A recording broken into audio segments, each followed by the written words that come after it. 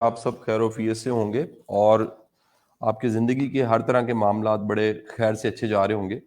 میرے لیے بڑے اعزاز کی بات ہے کہ انیبلر کے اس پلیٹ فارم سے میں آپ سب کے ساتھ بات چیت کر رہا ہوں۔ آپ سب میرا خیال ہے میرے سے واقف ہوں گے، میرے کام سے واقف ہوں گے۔ میرا بہت سا کام جو ہے وہ سیلف ہیلپ، پرسنل ڈیولپمنٹ اور گرومنگ پہ ہے، اور میں پچھلے کئی سالوں سے ایز ٹرینر، ایز کنسلٹنٹ اور ایک اسپیکر کے طور پہ پاکستان کے مختلف پلیٹ فارمز پہ نظر آ رہا ہوں۔ آپ مجھے گاہے بگاہے ٹی وی پہ بھی دیکھتے ہوں گے اور سوشل میڈیا پہ بے شمار میری ویڈیوز بھی آپ کے پاس آتی رہتی ہوں گی، آپ دیکھتے رہتے ہوں گے، چینلز بھی آپ نے سبسکرائب کیے ہوں گے، اور اسی طرح ہفتے کے کئی دنوں میں آپ میرے آرٹیکلز بھی اخبارات میں دیکھتے ہوں گے۔ اللہ کے کرم اور فضل سے اگر میں اپنے اس سارے پروفیشنل جرنی کو دیکھوں، جس میں میرے زندگی کے تقریباً 24 سال لگ گئے ہیں اور میری اس وقت 42 سال عمر ہے، تو ان 24 سالوں میں ایک اللہ کی میرے پہ بڑی کرم نوازی رہی کہ میں آہستہ آہستہ آہستہ ایک اسپیشلائزڈ اور اسپیسیفک ایریا میں اپنے آپ کو تیار کرتا رہا۔ اللہ نے توفیق دی، میری گرومنگ ہوتی رہی، میں آج بھی بہت سا سیکھتا ہوں۔ ابھی تھوڑی دیر پہلے میں جب یہاں پہنچا ہوں، میرے گھر سے میرے دفتر کا فاصلہ 12 منٹ تھا۔ اس 12 منٹ میں بھی میری حسب عادت ہمیشہ کی طرح میں نے کوئی نہ کوئی نئی چیز سنی ضرور ہوگی۔ میں بے شمار دن کا وقت سیکھنے پہ، پڑھنے پہ، سوچنے پہ، غور و خوض کرنے پہ استعمال کرتا ہوں۔ وہ سب کے سب ٹاسک، سب کے سب کام جو میں کر رہا ہوتا ہوں باحثیت لیڈر یا باحثیت گروپ ہیڈ کے طور پہ، اس کے ساتھ بہت سا وقت میں اپنے سوچنے کو، سیکھنے کو، پڑھنے کو اور سمجھنے کو دیتا ہوں۔ میرے لیے زندگی بذات خود ایک جرنی ہے جس سے گزرتے ہوئے آپ ایک بازار کی کیفیت سمجھ لیجئے کہ وہاں بے شمار دکانیں ہیں، اور سب نے ہی اس بازار میں سے، زندگی کے بازار میں سے گزرنا ہے، لیکن اس زندگی کے بازار میں آپ بے شمار ایسی چیزیں بھی خرید سکتے ہیں جس سے اس بازار سے گزرنے کے بعد، یعنی زندگی کے اختتام کے بعد بھی اس کا فائدہ ہو سکتا ہے، جس کو آپ خیر کہتے ہیں، ثواب کہتے ہیں، نفع کہتے ہیں یا آخرت کہتے ہیں۔ میرا اس پہ فرم بلیو ہے کہ آپ کی تمام طرح کی کوششیں، وہ زندگی میں اس کا 10% آپ کو ملتا ہے، یعنی نیکی کا 10% آپ کو زندگی مل جاتا ہے، اور 70% اللہ نے آخرت میں رکھا ہوتا ہے۔ میرا یہ بھی اس بات پہ کامل ایمان ہے کہ جو کچھ آپ یہاں پر کما رہے ہوتے ہیں، وہ کہیں نہ کہیں آپ نے اس کو بو رہے ہوتے ہیں، وہ کہیں نہ کہیں آپ نے کاٹنا ہوتا ہے، کہیں نہ کہیں اس کو پھر استعمال کرنا ہوتا ہے۔ میرا یہ بھی ایمان ہے کہ انسان جتنی مرضی غلطیوں سے بھرا ہوا ہو، اگر اس کے پاس احساس ندامت ہے تو وہ ٹھیک ہو سکتا ہے۔ یہ سارے کے سارے کانسیپٹ اور آئیڈیاز جو میں آپ کے ساتھ ڈسکس کرنے جا رہا ہوں، میری زندگی اپنے کہہ لیجیے ان کو سیکھنے اور سمجھنے میں گزر گئی ہے۔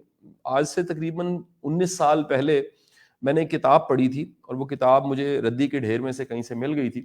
اس کتاب کا جو ٹائٹل یا ٹاپک یا عنوان تھا وہ مجھے تھوڑا سا یاد ہے، اور ایگزیکٹ تو وہ کتاب بعد میں میرے پاس نہیں رہی کیونکہ اس کی بڑی خستہ حالت تھی اور میں اس کو سنبھال نہیں سکا، لیکن اس کے آئیڈیاز اور کانسیپٹس کہیں نہ کہیں آج بھی میرے پاس موجود ہیں۔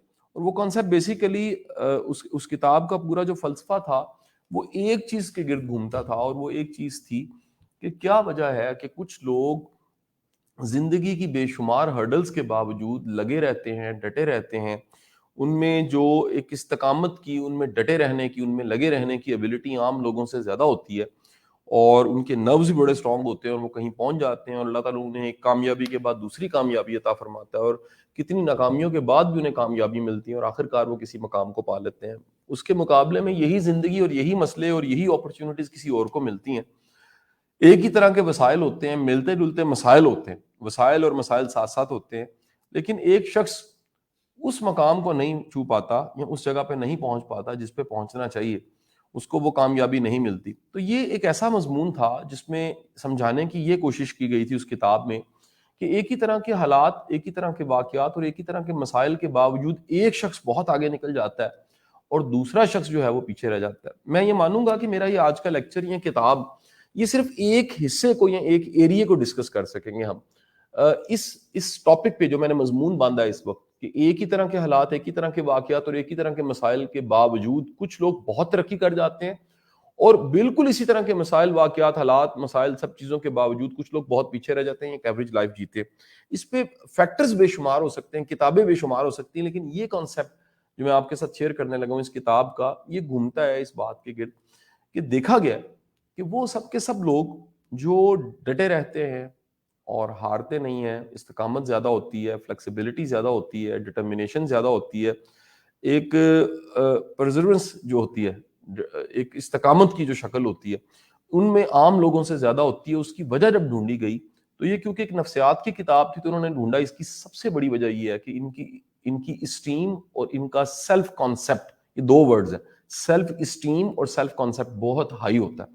سیلف کانسیپٹ کو سمجھنے کے لیے آپ اس طرح سے دیکھ لیجئے، اس طرح سے سمجھ لیجئے کہ ہم ساری دنیا کے ساتھ ہمارا رابطہ ہے. ہمیں جو دنیا سمجھتی ہے اور دنیا کے لوگ سمجھتے ہیں وہ ایک کانسیپٹ ہے. ہر ایک کا ہمارے بارے میں ایک کانسیپٹ ہے کہ ہم ایسے ہیں. ہمارے بچوں کا ایک کانسیپٹ ہے ہمارے بارے میں، ہمارے ریلیٹیوز کا ایک کانسیپٹ ہے ہمارے بارے میں، ہمارے دوستوں کا، ہمارے ارد گرد کے لوگوں کا ایک کانسیپٹ ہے ہمارے بارے میں.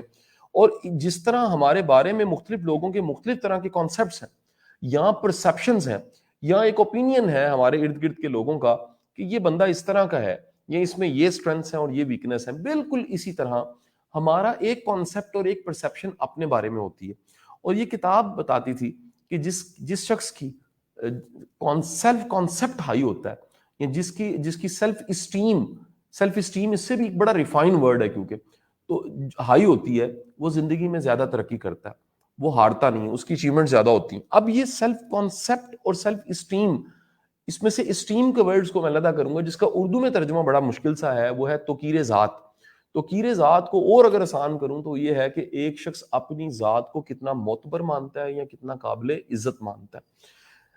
انہوں نے باقاعدہ اس میں ایک ڈایاگرام تھی کہ جو سیلف کانسیپٹ اور سیلف اسٹیم کا ہائی ہونا ہے یہ ڈائریکٹلی پرپورشنل ہے اچیومنٹس کے ساتھ.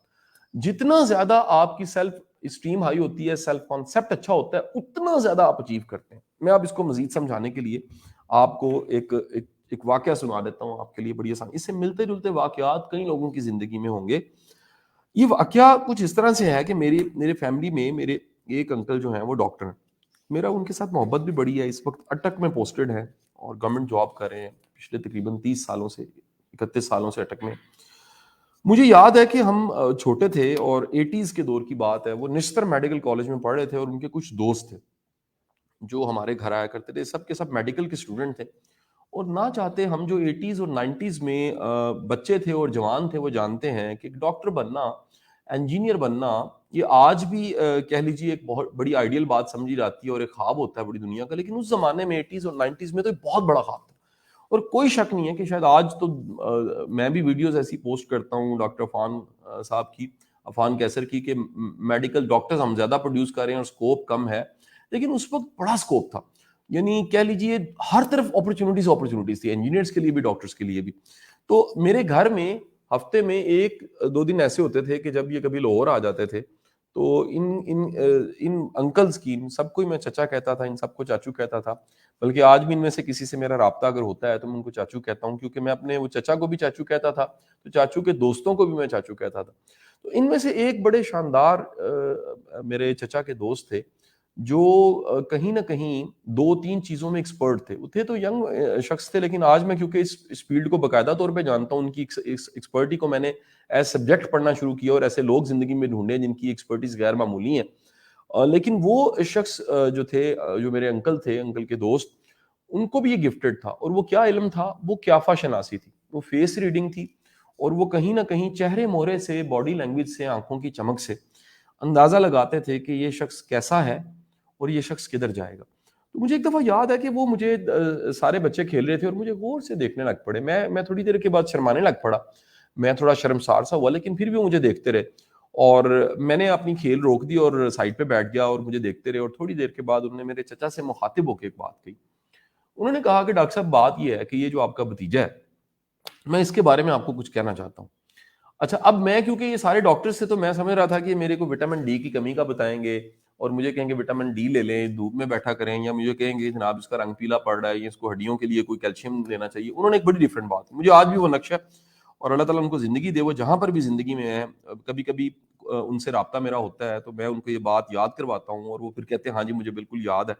تو انہوں نے کہا کہ یار، اعجاز میرے چچا کا نام تھا، ان کا اعجاز ایک بات بتا دوں، یہ جو تمہارا بھتیجا ہے اس کے لیے دعا کرو. اب میں اور زیادہ سسپیشس ہو گیا. انہوں نے مجھے کیا کہا، کہنے لگے پتہ نہیں کوئی خطرے کی بات ہے. انہوں نے کہا یار اس شخص کی پرسنالٹی، اس کی باڈی لینگویج اور اس کی آنکھوں کی چمک سے مجھے لگتا ہے اس میں 2 ایکسٹریمز ہیں. یہ اگر کسی پازیٹیو رستے پہ چلا گیا تو اس جیسا کمال شخص کوئی نہیں ہوگا، اگر نیگیٹو پہ چلا گیا تو اس جیسا نیگیٹو شخص کوئی نہیں ہوگا. تو میرے چچا نے ان سے تھوڑا سا آرگو کیا اور کہا کہ آپ یہ کیوں کہہ رہے ہیں. انہوں نے کہا اس میں عام لوگوں سے زیادہ انرجی پائی جاتی ہے. یہ یہ اپنے آپ کے ساتھ لڑ لیتا ہے، اپنی طبیعت کے ساتھ لڑ لیتا ہے، یہ قربانی دے دیتا ہے، یہ دوسروں کا خیال کرنے لگ پڑتا ہے، کھیلتے ہوئے فوری طور پہ سوچتا ہے کہ دوسروں کے حقوق کیا ہیں، دوسروں کے لیے آسانیاں کیسا پیدا کرنی ہے. اس میں رحم بہت زیادہ ہے، اور رحم جو ہے وہ ایک انرجی کی شکل میں ہوتا ہے، اور یہ اس کا جو کھیلنے کا، کام کرنے کا سٹیمنا ہے وہ عام لوگوں سے زیادہ ہے. تو چچا نے شاید سوچا ہوگا، میں نے بھی اس وقت سوچا ہوگا کہ میری پڑھائی میں تو اتنے گریڈز اچھے نہیں ہیں. بہرحال ان کی یہ جو رائے تھی، میں کہیں سن رہا تھا، اور یہ رائے کہیں نہ کہیں میرے اندر بھی نقش ہو گئی. آپ کے بارے میں جو بچپن میں لوگوں نے رائے بنائی ہوتی ہے اور آپ کے کان سنتے ہیں، میں آپ کو یقین اور دعوے سے کہتا ہوں کہ جس طرح کمپیوٹر کے اندر ایک سافٹ ویئر فٹ ہو جاتا ہے، بالکل اسی طرح بچپن میں آپ کے بارے میں جو باتیں لوگوں نے کہی ہوتی ہیں اور جو رائے آپ کے بارے میں مثبت یا منفی کہی ہوتی ہیں، وہ کہیں نہ کہیں آپ کے اندر کے سافٹ ویئر میں چلی جاتی ہیں. اور یہ جو سافٹ ویئر ہے، یہ ساری زندگی آپ کو تنگ کرتا رہتا ہے، یا ساری زندگی آپ کو آگے بڑھاتا رہتا ہے. یعنی آپ کا ہرڈل بھی یہی ہوتا ہے اور آپ کی پاور بھی یہی ہوتی ہے. تو میں جب بھی مڑ کے دیکھتا ہوں اس طرح کے وہ تمام واقعات جس میں کسی نے یہ کہا کہ یار یہ شخص بڑا ترقی کرے گا، یہ بڑا آگے جا سکتا ہے، اس میں پوٹینشل ہے کچھ کر گزرنے کا، اور یا والدہ نے کہہ دیا کہ یار میری بڑی دعائیں ہیں، کسی نے کہہ دیا کہ یار یہ بڑی دعائیں تم نے کمائی ہیں، تم نے رکنا نہیں ہے. یہ جو اس طرح کے جملے ہوتے ہیں اور اس طرح کی کہہ لیجیے فیڈ بیک ہوتی ہے اور اس طرح کی اپریسیشن ہوتی ہے بالخصوص بچپن کی، وہ کسی بھی بچے کی سیلف اسٹیم بنا رہی ہوتی ہے. آپ دنیا کے جتنے بڑے انسان، آپ سب کی زندگیاں جا کے پڑھ لیجئے. ایک بڑی شاندار کتاب ہے، غالباً دعا پبلشر سے پرنٹ ہوئی ہے، دنیا کی عظیم مائیں. یہ میری بڑی پسندیدہ کتاب ہے، اور اس کتاب میں غالباً اس کے رائٹر کا نام ارشد ہے، اور اگر ہو سکا اس لیکچر کو کبھی ہم نے ایڈٹ کیا تو وہ لیکچر میں آپ کو اس کتاب کا ٹائٹل بھی دکھ جائے گا. تو اس کتاب میں ہمارے جو لوکل ہیروز ہیں، اس میں علامہ محمد اقبال ہیں، آج ان کا دن بھی ہے 9 نومبر، قائد اعظم ہیں، اور اس کے بعد سر سید احمد خان، اور بڑے بڑے نام، اشفاق صاحب، اور کہہ لیجئے قدرت اللہ شہاب صاحب، بڑے بڑے رائٹرز جو ہیں. ان کی والدہ جو ہے بالخصوص ماں، ان کا رول بتایا گیا ہے کہ ان کا رول کیا تھا ان کے بڑا انسان بننے میں. تو اس کتاب میں سب کے لیے میں نے ایک چیز سملر دیکھی. سب کی زندگی میں بچپن میں کوئی ایک واقعہ ایسا ضرور ہے، ایک واقعہ ایسا ضرور ہے جس واقعے سے ان کے پاس ایک یقین آ گیا، وہ یقین کا سافٹ ویئر ان کے اندر کہیں نہ کہیں انسٹال ہو گیا کہ میں غیر معمولی انسان ہوں. اچھا، یہ تکبر کی شکل میں نہیں تھا، یہ ایک یقین کی شکل میں تھا. تکبر ایک بیسیکلی کانفیڈنس سے اوپر کی چیز ہے، جس کو اوور کانفیڈنس کہتے ہیں. یہ ایک نیگیٹو چیز ہے، یہ وہم ہے اپنے بارے میں، اور یہ وہم جو ہے یہ ایک نیگیٹو چیز ہے. لیکن ایک کانفیڈنس ہے، وہ کانفیڈنس آپ دنیا کی ہر چیز میں دیکھیں گے. جو میں کہتا ہوں قلم لکھ سکتا ہے، اس کے اندر بھی کانفیڈنس ہے، حالانکہ مٹیریل چیز ہے، یہ ختم ہو جاتا ہے، بظاہر مٹیریل چیز ہے، لیکن محسوس کرنے والا دور سے دیکھ کے کہے گا یہ قلم ختم ہو چکا ہے، اس میں وہ اعتماد نہیں ہے. میٹھے پھل میں بھی کانفیڈنس ہوتا ہے، وہ درخت پہ لٹکا ہوتا ہے اور اس کے اندر ایک چمک ہوتی ہے، وہ بتاتی ہے کہ یہ میٹھا پھل ہے، اس کے اندر ایک کانفیڈنس ہے. بہتا دریا جو ہے اس کو کبھی دیکھیے گا، اس کے کانفیڈنس کو ذرا فیل کیجئے گا. کسی اونچی چوٹی کو دیکھیے گا، اس کے کانفیڈنس کو کبھی فیل کیجئے گا. میں ایون کہتا ہوں چبھنے والے کانٹے کو بھی کانفیڈنس کو فیل کیجئے گا. فل کانفیڈنٹ ہوگا میں چب سکتا ہوں، میرے اندر یہ مکمل ایبلٹی پائی جاتی ہے. بالکل اسی طرح آپ کے بچپن کے یہ ایام جہاں پر آپ کی اسٹیم بن رہی ہوتی ہے، جہاں پر آپ کا ایک سیلف کانسیپٹ بن رہا ہوتا ہے، ان ایام میں کہیں نہ کہیں آپ کے نرچر اور آپ کی گرومنگ میں دنیا کی ساری سائیکالوجی پہ لکھی جانے والی کتابیں وہ یہ بتاتی ہیں کہ یہ چیز سملر ہے کہ جتنا مضبوط سیلف کانسیپٹ ہوگا اتنا شخص انتھک ہوگا، اتنا شخص ترقی کرے گا، اتنا شخص جو کہہ لیجیے آگے بڑھے گا، اور اتنا زیادہ اس کی زندگی میں پیک پرفارمنس اور انت گنت کامیابیاں آئیں گی. یعنی اللہ تعالیٰ نے کچھ لوگوں کو، میں ہمیشہ کہتا ہوں، اللہ تعالیٰ نے جن کو بڑا انسان بنانا ہوتا ہے ان کے ہاتھ پہ ان کی تقدیر نہیں لکھتا. رب کا نظام ایسا ہے، سمجھانے کے لیے تقدیر ہاتھ پہ، ویسے لکیریں چیزوں کو تو ایک علیحدہ ٹاپک بن جائے گا، ڈسکس کرنا چاہیے کہ نہیں، لیکن سمجھانے کے لیے سمبولک ایک بات بتا رہا ہوں. جیسے کہتے ہیں ہاتھوں کی لکیروں سے نصیب بن رہا ہوتا ہے. بعض لوگوں کی ہاتھوں کی لکیروں پہ ایک اقوام کی تقدیریں ہوتی ہیں. یعنی آپ جسٹ امیجن کیجئے گا کہ جس شخص کو آپ محمد علی جناح کہتے ہیں، ان کی زندگی کا ایک میں بڑا غیر معمولی آپ کو واقعہ سنانے لگا ہوں، جو اسی کتاب میں جو میں نے مینشن کیا اس میں لکھا ہوا ہے واقعہ، اور یہ آپ نے آج تک سنا نہیں ہوگا. لیکن آپ سوچیے کہ ان کے ہاتھ کی تقدیر کی لکیروں میں کیا لکھا ہوگا. پاکستان بنانا لکھا ہوگا، ایک آزاد ملک بنانا لکھا ہوگا. تو ذرا سوچئے کہ اس شخص کے ہاتھوں کی تقدیر میں، ہم تقدیر کو، ہاتھ کی لکیر کو چھوٹا انسان سوچتا ہے سروائیول کی حد تک، میرا گزارا چلتا رہے گا، میں روزی روٹی کما لوں گا، میرا مہینہ پورا ہو جائے گا، میری کمیٹی نکل آئے گی، میں گاڑی خرید لوں گا، میں گھر بنا لوں گا. بڑا انسان ان چیزوں سے اوپر نکل جاتا ہے، اور اس کے اندر یہ لوب جو ہوتا ہے، لوب بیسیکلی ہندی کا ورڈ ہے اور اس کا معنی ہے لالچ. اللہ تعالیٰ سب سے پہلے اسے لالچ سے نکالتا ہے، اور اس پہ سب سے بڑی عنایت کرتا ہے کہ اشیاء اور چیزوں کے دوران وہ نہیں الجھتا، وہ چیزوں کو ضرورت کے لیے ضرور استعمال کرتا ہے، لیکن اسے گنوانا آ جاتا ہے, اسے نقصان کرنا آ جاتا ہے. یہ بھی آج کا ایک بہت بڑا سبق ہے جس میں میں نے بات چیت کرنی ہے, نقصان اور گنوانا. واپس آؤں گا. اب جنا رحمت اللہ علیہ کے ہاتھوں میں قوم کی تقدیر لکھی ہوگی. ایک بڑے استاد اور مرشد کے بارے میں سوچیے, اشفاق صاحب اور واسف صاحب کے بارے میں سوچیے گا. ان کے ہاتھوں پہ کیا تقدیر ہوگی؟ ان کے ہاتھوں پہ تقدیر ہی ہوگی کہ ان کی تحریروں سے, ان کی بات چیت سے کتنوں کو ہدایت ملنی ہے, انہوں نے کوئی ارشاد فرمانا ہے اور کتنوں نے نوٹ کر لینا ہے. ان کے جملے جو ہیں اور ان کی کہی ہوئی باتیں ان کے مرنے کے بعد بھی حوالے کے ساتھ کوٹ کی جائیں گی. یعنی کہ ان کے ہاتھ میں جو تقدیر لکھی ہے, اس تقدیر میں کتنوں کی تقدیر لکھی ہوئی ہے. ایک اور کیجئے, بڑا انسان اس کے عمل سے کئیوں کی زندگیاں بدل جاتی ہیں. چھوٹا انسان اپنے لیے جیتا ہے, اس دنیا میں آتا ہے اور ایک دن مر جاتا ہے, قبر میں اضافہ قبرستان میں ہو جاتا ہے اور چند سالوں بعد قبر کا نشان بھی نہیں رہتا. بڑا انسان اس کی قبر ملے نہ ملے, سوکریٹس کی قبر نہیں ملتی لیکن سوکریٹس کا نام اور حوالہ آپ کو کتابوں میں ملتا ہے, اس کے بغیر ایم اے فلسفی نہیں ہوتا. واپس اس کانسیپٹ کو تھوڑا سیپ کر دوں میں. جناح کی بچپن کے ایام میں ان کے والد اور والدہ جب جناح پیدا ہوئے تو وہ بڑے ایک کہہ لیجئے ایک بڑے ایک نازک سے بچے تھے. یعنی اس کتاب میں تو اس کو اور زیادہ ڈفرینٹ الفاظ میں استعمال کیا گیا. میں سلیکشن آف ورڈز کی غلطی نہیں کرنا چاہتا اس لیے وہ الفاظ استعمال نہیں کر رہا, لیکن انہوں نے کہا یہ بالکل انتہائی ان کی جو جسامت تھی وہ بالکل پتلی پتلی انگلیاں اور ایک نازک سا بچہ اس دنیا میں آ رہا ہے. اور والدہ نے کو منت مانگی ہوئی ہے. میں آپ کو یہ بتاتا چلوں کیونکہ جو جناح کی فیملی تھی ان کا جو کہہ لیجئے کانسیپٹ تھا وہ ایک بڑا ڈفرینٹ سا کانسیپٹ تھا. مسلمان تھے, کوئی شک نہیں ہے, اور بہت بڑا ان کی فیملی کا یہ کنٹریبیوشن ہے. جناح جیسا ہیرو ہمیں ملا, لیکن ان کی والدہ نے ساحلی پٹی میں کسی مزار پہ کسی جگہ پہ کوئی منت مانگی ہوئی تھی کہ اس بچے کے ساتھ میں جاؤں گی اور وہاں جا کے منت پوری کروں گی. لہٰذا جناح کے والد, جناح کی والدہ اور یہ بچہ جو بڑا ہی چند کپڑوں میں لپیٹا ہوا چھوٹا سا بچہ ہے, یہ بچہ اس کشتی میں سوار ہے اور ملا ساتھ ہے اور وہ کشتی جاتی جا رہی ہے. رستے میں ایک بڑا ایک زبردست واقعہ ہوتا ہے. واقعہ یہ ہوتا ہے کہ جو کشتی ہوتی ہے وہ ایک شدید قسم کا جو سمندری طوفان ہے, وہ چھوٹا سا طوفان ہوتا ہے لیکن وہ شدید بڑا ہوتا ہے جی, وہ اس کی زد میں آ جاتی ہے. اب یہ ہسٹورینز یہ کتابوں میں واقعہ لکھا ہوا ہے, جا کے اس کو حوالے کے ساتھ پڑھ لیجئے گا.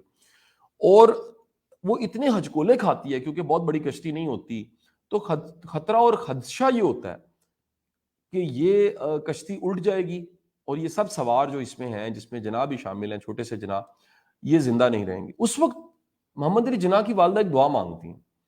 وہ دعا بڑی زبردست ہوتی ہے اور یہ دعا جناح کی ساری زندگی کہیں نہ کہیں یہ دعا ساتھ چلتی رہی اور اس دعا کو لوگ ریکال کرواتے رہے. ان کے بہن بھائی بھی ریکال کرواتے رہے کہ محمد علی جناح آپ کو یاد ہے اماں نے کیا دعا کی تھی, اور وہ دعا کہتی تھی, سن لیجیے گا جی. محمد علی جناح کی والدہ جس وقت کشتی ہچکولے کھا رہی ہے اور کشتی اٹھنے لگی ہے اور بڑی بری حالت ہے, اس وقت دعا مانگتی ہے کہ یا باری تعالیٰ ہم تو گزار چکے کچھ زندگی, یہ جو بچہ ہے اگر اس کے ہاتھوں سے کوئی بڑا کام ہونا ہے اور اسے تو نے کوئی بڑا انسان بنانا ہے اور اس کی کوئی بڑی سی اسائنمنٹ ہے تو پھر ہمیں اس کے صدقے بچا لیں, اور اگر نہیں ہے تو پھر ہم الٹنے کے لیے تیار ہیں. خدا کا کرنا دیکھیے, کشتی بچ جاتی ہے اور سمندری طوفان کی زد سے بچتے ہوئے آخرکار کنارے لگ جاتی ہے. جناح کی والدہ کا یہ فرم بلیو تھا کہ یہ بچہ جو ہمارے گھر پیدا ہوا ہے, جس کا نام محمد علی ہم نے رکھا ہے, اور جو فیملی ہے وہ جناح ہے, یہ بچہ عام انسان نہیں ہے, یہ غیر معمولی انسان ہے اور اس سے کوئی نہ کوئی بڑا کام قدرت نے ضرور لینا ہے. میرے ایک جاننے والی فیملی میں ماضی میں گاؤں میں نے واقعہ سنا, آزادی سے پہلے کوئی شخص اللہ کو پیارے ہو چکے, لیکن وہ ان کا بڑا کنٹریبیوشن تھا ہسٹری میں, پاکستان کی تاریخ میں ان کا بڑا کنٹریبیوشن تھا, اور انڈین سروسز میں سول سرونٹ تھے پاکستان بننے سے پہلے. تو ان کی فیملی کے کسی شخص نے بتایا کہ دنیا میں جب بھی کوئی بچہ پیدا ہوتا ہے تو اگر کوئی میڈیکل کو جانتا ہے اور اس گائنیکالوجی کو جانتا ہے تو بچہ پیدا ہونے کے بعد سب سے جو پہلا سائن یہ ہوتا ہے کہ بچے کی ہاتھ کی مٹھیاں بند ہوتی ہیں. یعنی انسان کا بچہ پیدا ہوتا ہے تو ایسے اس کی ہاتھ کی مٹھیاں بند ہوتی ہیں. تو انہوں نے کہا کہ یہ بڑے بوڑھے بتاتے ہیں کہ یہ جو شخص جو آزادی سے پہلے سول سروسز میں بھی رہا اور اس گاؤں سے ہے اور اس کا بڑا کنٹریبیوشن ہے, اور اس زمانے میں اس طرح کی کامیابی ایک ناممکن کام تھا کیونکہ حکومت برطانیہ کا وقت تھا, کلونیل ٹائم تھا. تو یہ جو بچہ تھا, اس کے بڑے بوڑھے بتاتے ہیں جب یہ پیدا ہوا تھا تو اس کے دونوں ہاتھ آپس میں ایسے بندھے ہوئے تھے اور کھلے ہوئے تھے. تو اس وقت کیونکہ بچے جو پیدا ہوتے تھے اس کے لیے کوئی پراپر نہ تو لیبر روم ہوتے تھے نہ ہاسپٹلز ہوتے تھے, یہ دائی ہوتی تھی گھروں میں آتی تھی اور بچے پیدا ہو جاتے تھے. تو اس وقت موجود عورتوں نے سب نے ایک بات کہی کہ یہ جو بچہ پیدا ہوا ہے غیر معمولی انسان ہے, یہ چھوٹا انسان نہیں ہے, چھوٹا ہے. اور وہ بچہ کہیں نہ کہیں یہ واقعہ ساری زندگی سنتا رہا. میں یہ دونوں واقعات سے آپ کو چیز سمجھانا چاہ رہا ہوں. آپ کے کانوں نے جو بچپن میں بار بار سنا ہوتا ہے نا، وہ آپ کا اصل سیلف اور اصل ذات وہی ہوتی ہے. اگر آپ نے نکھٹو، نکما، کام چور، کچھ نہ کچھ ایسا سنا ہوا ہے تو یقین کیجئے ایک ایسا سافٹ ویئر ہے جو ساری زندگی آپ کی جان نہیں چھوڑے گا. آپ جگہ جگہ آپ کے بریک لگ جائے گی اور آپ حیران ہوں گے کون سی بریک ہے، وہ ہینڈ بریک ہے آپ کے اپنے اندر لگی ہوگی، اور وہ لو سیلف اسٹیم اور لو کانسیپٹ کی وجہ سے ہوگی. یہ پوری کتاب جو میں دوبارہ ڈھونڈنے کی کوشش کرتا ہوں، اس کا ٹائٹل بھی اگر مجھے مل جاتا ہے، سیلف کانسیپٹ کے گرد گھومتی ہے. یہ آج کا پہلا سبق ہے، اور یہ سبق یہ بتاتا ہے کہ وہ لوگ جو جن کا سیلف کانسیپٹ بڑا ہائی ہوتا ہے وہ ترقی کرتے ہیں. آپ سب سے میری گزارش ہے، سب سے پہلے سیلف اپروول پیدا کریں. آپ کوئی کام کرنے لگے ہیں، اس وقت کسی نئے ٹریک سے شروع کر رہے ہیں، اس وقت آپ کی زندگی کا ایک نیا جرنی شروع ہونے لگا ہے، سب سے پہلے اپنے بارے اپنا کانسیپٹ ٹھیک کریں. ہر وہ شخص جس کو خود پہ ڈاؤٹ ہوتا ہے وہ ترقی نہیں کر سکتا. آپ نے کبھی غور کیا اللہ نے معافی کی آپشن کیوں رکھی ہے، استغفار کی آپشن کیوں رکھی ہے، کیوں حکم ہے روز استغفار پڑھنے کا، کیوں اللہ کے رسول صلی اللہ علیہ وآلہ وسلم کے آپ کا ارشاد گرامی ہے کہ اللہ نے رزق کی فراوانی استغفار میں رکھی ہے. اللہ نے ان لوگوں کے لیے بہت سی آسانیاں رکھی ہیں جو روز معافی مانگتے ہیں اور کہتے ہیں یا باری تعالیٰ مجھے معاف کر دے، میرے اندر 100 کوتاہیاں اور غلطیاں کیوں ہیں. کبھی غور کیا آپ نے؟ استغفار واحد عمل ہے جس سے ایگو ختم ہو جاتی ہے. یہ واحد عمل ہے جس سے ہمارا یہ وہم کہ ہم بڑی چیزیں ختم ہو جاتا ہے. یہ واحد عمل ہے جو ہمیں انسان کا بچہ رکھتا ہے. یہ واحد عمل ہے استغفار جو ہمیں بتاتا ہے کہ ہم میں 100 کوتاہیاں، 100 خامیاں، اور اللہ ہمیں درگزر اور معافی کے ساتھ چلائی جا رہا ہے. اور یہ استغفار واحد عمل ہے جس سے ہم دوسروں کو بھی درگزر اور معاف کرنا شروع کر دیتے ہیں. پہلا آج کا حصہ وہ ہے اپنے آپ کو مانیے. آپ خود کو مانیں گے، دنیا آپ کو ماننے لگ پڑے گی، اور اگر آپ خود کو نہیں مانتے تو پھر دنیا آپ کو کبھی بھی نہیں مانتی. سب سے پہلی چیز، اس کو ہم اس طرح بھی پڑھاتے ہیں کہ first is the self approval and second is the people approval. ہم چاہتے ہیں دنیا مان جائے ہمیں، میں کہہ رہا ہوں پہلے خود کو مانیں، دنیا آپ کو خود ہی مان جائے گی. اور خود کو ماننے کا مطلب کیا ہے؟ Improve your self concept. خدا کے لیے اپنے بارے، آپ کے بارے میں کسی نے کچھ اچھا کہا ہے اسے فریم ضرور کروائیں. آپ کے لیے کسی نے کوئی خیر کی بات کہی ہے تو اسے ضرور اہم سمجھیں. آپ ریکال کریں، زندگی کی اچھی یادوں کو بھی تازہ کریں. یہ جو سیلف اسٹیم لو ہونا ہے، اس کا یہ بھی سائن ہے کہ میرے ساتھ ہی برا ہوتا رہا. وائی مین آپ کو اچھا کچھ یاد نہیں رہتا، منفی چیزیں یاد رہتی ہیں، سائن ہے سیلف اسٹیم آپ کی لو ہے. یہ آج کا پہلا کانسیپٹ ہے. آج کے دوسرے کانسیپٹ کی طرف جائیں گے. 3 کانسیپٹ ہیں جی ٹوٹل میں نے آپ کو پڑھانے ہیں. تیسرا کانسیپٹ بھی سیلف سے جڑا ہوا ہے، آخر تک ساتھ رہیے گا. پہلا بھی سیلف سے جڑا ہوا تھا، سیلف کانسیپٹ تھا. تیسرے کے ساتھ بھی سیلف آئے گا، لیکن ورڈ میں نیا بول دوں گا. وہ کیا ہے؟ درمیان کا کانسیپٹ سمجھ لیجیے گا، وہ بالکل ڈفرنٹ کانسیپٹ ہے. میرے ایک بڑے اچھے دوست ہیں، بزنس مین ہے. تو کل کہیں میرا ایک لانگ ڈے تھا، اسٹریچ ڈے تھا، اور میں نے کل گاڑی دیکھی. تقریباً میری 156 کلومیٹر لاہور کے اندر ہی گاڑی چلی تھی، 156 کلومیٹر. اور صبح پیٹرول ڈلوانے سے میں نے اس کو 0 میٹر کر کے تو رات کو چیک کیا. اور اوبیس ہے میرے کل 4 سیشن تھے، مجھے تقریباً 1.5 گھنٹہ ایک یونیورسٹی میں بولنا تھا، اس کے بعد ٹی وی پہ 1 گھنٹہ بولنا تھا، پھر شام میں 1 گھنٹہ کہیں بولنا تھا، پھر تقریباً 1.25 گھنٹہ ایک پوڈ کاسٹ ریکارڈ کروانا تھا، اور میٹنگز اس کے علاوہ تھی. تو آخر میں رات تقریباً کوئی 9-10 بجے ایک میری میٹنگ تھی، اور اس میٹنگ میں میرے ایک دوست تھے جنہوں نے کچھ میرے سے مشورہ لینا تھا اور کچھ چیزیں کنسلٹ کرنی تھی. میں ان کے پاس بیٹھا ہوا تھا، تو انہوں نے آتے ہی وہ مسکرا رہے تھے. تو میں نے کہا خیر ہے آپ مسکرا رہے ہیں. تو انہوں نے ایک بڑی مزیدار بات کی. انہوں نے کہا شاہ صاحب میں آپ سے نا اپنی ایک تھیوری آپ کے سامنے پیش کرنے لگا ہوں، کیونکہ آپ پڑھنے لکھنے اور ریسرچ کرنے والے انسان ہیں، آپ اس تھیوری کو ذرا سمجھیے، پھر میری تصحیح کر دیجیے یا تائید کر دیجیے. تو میں نے کہا جی ضرور پیش کیجیے. میں کہا نئی بات کو سیکھتے ہیں. تو وہ بزنس مین انہوں نے کہا شاہ صاحب میں نے اپنی زندگی میں ڈھونڈا ہے جس شخص نے نقصان نہیں کروایا ہوتا وہ ترقی نہیں کرتا. میں نے کہا میں سمجھا نہیں آپ کی بات، اس کو ایکسپلین کریں. تو انہوں نے بتایا کہ انہوں نے کہا کہ میں ان کا ایک پروڈکٹ ہے جی جو وہ سیل کرتے تھے، اور اس پروڈکٹ کی قیمت جو تھی وہ آج سے کئی سال پہلے 3.5 لاکھ روپیہ تھی. تو انہوں نے کہا کہ میں نے جو فرسٹ مینوفیکچر کروایا وہ پروڈکٹ، اس کی ٹوٹل تعداد تھی 400. اور خدا کا کرنا کیا ہوا کہ میرے پاس جو کسٹمرز تھے وہ ایک مارکیٹنگ اچھی رہی میری، اور فوری طور پہ 400 کے 400 میرے پروڈکٹ بک گئے. یہ بڑے دھیان سے آپ نے سمجھنی بات. کہتے جب وہ 400 پروڈکٹ بک گئے تو 400 کے 400 پروڈکٹ بکنے کے بعد میری ڈیمانڈ وہ جو تھی وہ ختم نہیں ہوئی. لوگ میرے سے مانگی جا رہے ہیں، مزید مانگی جا رہے ہیں، میرے پاس ریڈی نہیں تھے پروڈکٹ، مجھے ٹائم لگنا تھا. کہتے ہیں میں نے کہا کہ اگر میں نے اس چین کو توڑا، یعنی لوگ لائن میں لگے ہوئے ہیں اور میں نے چین توڑ دی، تو کیا ہوگا کہ میرا یہ کریڈیبلٹی کہ میں ڈیلیور کر سکتا ہوں یہ ختم ہو جائے گی. کہتے ہیں لہٰذا میں نے کیا کیا کہ میں نے ایک نئی ٹیم بلڈ کی جنہوں نے 3.5 لاکھ والے پروڈکٹ کو 4 لاکھ میں خریدنا شروع کر دیا، یعنی 50,000 روپیہ پروفٹ وہ کہہ رہے ہیں کئی سال پہلے میں نے اپنے ہی بنے ہوئے پروڈکٹ کو, جس کو میں فوری طور پہ 400 بنا چکا تھا, بیچنے کے بعد خود خریدنا شروع کیا اور دوبارہ بیچنا شروع کر دیا, ان نئے لائن میں لگے لوگوں کو 3.5 لاکھ روپے کا نقصان. کتنا ہو گیا؟ نقصان ہو گیا 50,000 روپے کا. وہ کہتے ہیں کہ شاید وہ جو 50,000 روپیہ تھا, اس طرح کو 100-200 لوگوں کو مجھے وہ نقصان مجھے بھگتنا پڑا, اور 50,000 کو اگر آپ 100 سے ضرب دے لیں تو 50 لاکھ روپیہ بنتا ہے, 200 سے دے لیں تو وہ تقریباً کروڑ روپیہ بنتا ہے. وہ کہتے ہیں میرا کروڑ کا شاید نقصان ہو گیا ہوگا, لیکن میری کریڈیبلٹی اور میری مارکیٹ میں پینیٹریشن جو تھی وہ اربوں کی بن گئی. اور اس دوران میں, وہ کہتے ہیں کہ میں نے مزید اپنے پروڈکٹ ریڈی کرنے شروع کر دیا. اب ان کا کانسیپٹ یہ تھا, اگر میں وہ نقصان نہ کرواتا تو میں ترقی نہ کرتا. آپ آزما کے دیکھ لیجئے, جس نے ہر چیز پکڑی ہوئی ہے, جو کہتا ہے میرا ایک دھیلا ضائع نہ جائے, وہ سٹک ہو جائے گا, چھپڑ بن جائے گا. ہر وہ شخص جو تیار ہے کہ جی گوا دینا ہے, جو بانٹ دیتا ہے, جو کہتا ہے اٹھا کے دے دیں. ہر وہ شخص جو نقصان کروانے کے لیے تیار ہے, جو نقصان بڑھنے کے لیے فوراً تیار ہے, وہ ترقی کر جاتا ہے. آپ عام روڈوں پہ دیکھ لیجئے, آپ کو بڑی دنیا ایسی ملے گی جو جن سے گاڑی لگ گئی ہے وہ فوراً اتریں گے, وہ کہیں گے جی جو نقصان ہوا حکم کیجئے, میں آپ کا نقصان بھرنے کو تیار ہوں, 15-20 ہزار روپے یا 15 لاکھ روپے میں دینے کو تیار ہوں. ٹائم بچاتے ہیں, آگے نکلتے ہیں. آپ کو ایسے ڈھیروں لوگ ملیں گے جن کی گاڑی کو خراش لگی ہوئی ہے, گاڑی انہوں نے 2 کروڑ روپے کی خریدی ہے اور سڑک پہ وہ 2 گھنٹے برباد کر دیتے ہیں, ساری ٹریفک کا ستیہ ناش ہو جاتا ہے. وجہ کیا ہے؟ ان کو یہ اندازہ نہیں ہے, یہ 2 کروڑ کی گاڑی سے زیادہ قیمتی چیز جو ہے وہ ان کا ٹائم ہے. اگر ٹائم کو آپ نے ورتھ نہیں دی تو آپ ہمیشہ پینیز میں پھنسے رہیں گے, چھوٹی چھوٹی توانائیاں چھوٹی چھوٹی جگہ ضائع کرتے رہیں گے اور ترقی نہیں کر سکیں گے. سو مجھے یہ کانسیپٹ جیسے میں نے سنا, میں نے کہا اس کو ریپیٹ کریں. انہوں نے اس کو کئی مثالوں سے سمجھایا. انہوں نے کہا جی میں نے جب بھی دیکھا زندگی میں لاس آیا تو اسے پروفٹ آ گیا. لاس کا مطلب ہی ہے کہ لاس نہیں ہوتا. میں پہلے کہتا تھا, میرا ایک لیکچر ہے یوٹیوب پہ پڑا ہوا, کہ آپ کا فیلئر دراصل لرننگ ہوتی ہے. یہ کانسیپٹ تھوڑا سا اس سے اتلے درجے کا ہے. فیلئر کا مطلب ہے کہ آپ نے کچھ لرن کر لیا. انہوں نے کہا کہ نہیں, جب گوا دیتے ہیں آپ تو دراصل پروفٹ ہو رہا ہوتا ہے. یعنی آپ گوا کے جو چیز کما رہے ہوتے ہیں, وہ گوا کے کچھ کمانے والی چیز اتنی طاقتور ہوتی ہے کہ اس کی ورت اس نقصان سے کئی گنا زیادہ ہوتی ہے.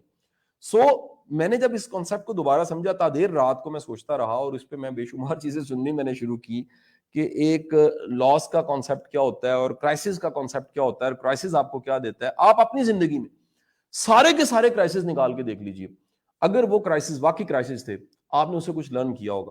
ہمارے ایک وائس چانسلر ہیں, پورے پاکستان میں اس وقت 1.5 ماہ سے فیمس ہو گئے ہیں, اور ان کے فیمس ہونے کی وجہ یہ ہے کہ انہوں نے گورنمنٹ کالج میں عمران خان صاحب کو بلا لیا. اس سے پہلے میں بھی گیسٹ اسپیکر وہاں گیا ہوں, طارق جمیل صاحب بھی گیسٹ اسپیکر گئے ہیں گورنمنٹ کالج میں, اور فوج کے بڑے بڑے نام انہوں نے بلائے ہیں, پاکستان کی بڑی بڑی سیلیبریٹیز بلائی. انہوں نے تو ایک لیڈر کر کے بلایا کہ میں سچی بات بتاؤں, نیت کو اللہ جانتا ہے, لیکن میں گواہی دے سکتا ہوں کہ انہوں نے یہ عمل نیک نیتی سے کیا ہوگا. بڑا شدید کرٹیسزم انہیں فیس کرنا پڑا, لیکن وہ قابل بڑے ہیں. دنیا جہان کی ٹاپ یونیورسٹیوں کی جابز چھوڑ کے وہ پاکستان آئے ہیں, اور پچھلے کچھ سالوں سے گورنمنٹ کالج میں سرو کر رہے ہیں. اور ان کے میں لرننگ ایٹیچیوڈ کا خود گواہ ہوں. اسٹیج پہ بیٹھ کے میں نے دیکھا, اگر گیسٹ اسپیکر کچھ اچھا بول رہا ہے, وہ تھرو آؤٹ نوٹ کرتے رہتے ہیں. اور میں کبھی کبھی حیران ہوتا ہوں کہ میرے جیسا جونیئر بھی ان کے سامنے کوئی اچھی بات کرتا ہے, وہ فوری طور پہ نوٹ کر لیتے ہیں, اور کتنے صفحے بھر کے اٹھا کے وہ ساتھ پھر رہے ہوتے ہیں. کہتے ہیں میرے لیے نئی بات ہے, میں کیوں نہ لکھوں, یہ میں نے پہلی دفعہ سیکھی ہے. ایک ایسا بندہ جس نے پی ایچ ڈی کی ہو, اور یو کے کی اور کوریا کی یونیورسٹیوں میں پڑھایا ہو, اور آج 60 سال کی عمر میں بھی وہ نوٹ کرتا ہو, تو یہ کتنی بڑی بات ہے. تو کل ہم دونوں ایک یونیورسٹی میں تھے, انہیں اعزازی چارج ملا 3 ماہ کے لیے. یونیورسٹی پنجاب کا وہ اعزازی 3 ماہ کے لیے وائس چانسلر بن گئے ہیں. تو ہم اکٹھے ایک ڈپارٹمنٹ میں بیٹھے ہوئے تھے, میری اسپیچ تھی, وہ چیف گیسٹ تھے, میں گیسٹ اسپیکر تھا. تو ہم دونوں اسٹیج پہ اکٹھے بیٹھے ہوئے, ہم نے ایک بڑی مزیدار, میں نے ان سے بات کی. میں کہا سر کہاں پھنس گئے, کیونکہ یونیورسٹی پنجاب میں بڑے چیلنج ہیں, بے شمار طرح کے مسائل ہیں, اور اس کا سائز بہت بڑا ہے, فیکلٹی بہت بڑی ہے, تعداد بہت بڑی ہے بچوں کی, اور مسائل بھی بہت زیادہ ہیں. تو انہوں نے کہا میری بات سنو, یہ پچھلے سارے چیلنجز نے اور سارے کرٹیسزم نے مجھے تگڑا کر دیا. یاد رکھیے گا, آپ کی باڈی کے اندر پائے جانے والے جراثیم بھی تب تگڑے ہو جاتے ہیں جب آپ ادھوری اینٹی بایوٹک کھاتے ہیں. ان کو طاقت مل جاتی ہے. وہ طاقت کیوں ملتی ہے؟ ان کو پتہ لگ جاتا ہے کہ یہ اسٹریٹجی اپنانی ہے اس بندے نے, جس کے جسم میں ہم جراثیم بن کے بیٹھے ہیں. اس اسٹریٹجی کو کور کرنے کے لیے وہ ایک نئے ورژن میں, جیسے ایپل کا فون 14 نیا آ گیا ہے, وہ ایک نئے ورژن میں نئے سٹائل سے آتے ہیں اور وہ اٹیک کر دیتے ہیں.